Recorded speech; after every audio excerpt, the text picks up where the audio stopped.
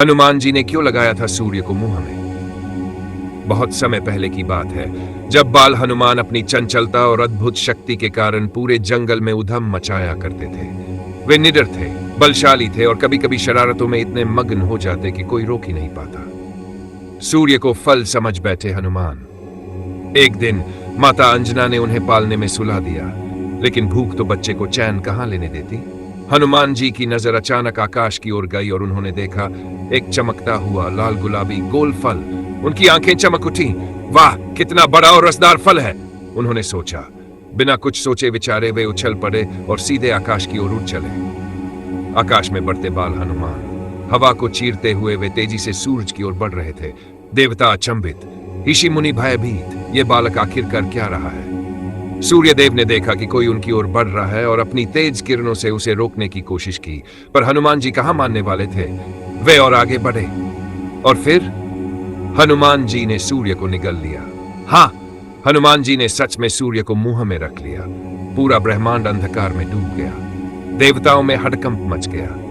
अब क्या होगा? पृथ्वी पर जीव जंतु परेशान हो गए। चारों तरफ हाहाकार मच गया। इंद्रदेव का क्रोध, वज्र प्रहार। इंद्रदेव को बहुत गुस्सा आया। यह तो सृष्टि के लिए संकट है। उन्होंने बिना देर किए अपना वज्र उठाया और हनुमान जी पर प्रहार कर दिया। धड़ाम! हनुमान जी धरती पर आ गिरे, मूर्छित हो गए। पवन देव का प्रचंड क्रोध। अपने पुत्र को घायल देखकर पवन देव भड़क उठे। नहीं, यह अन्याय है।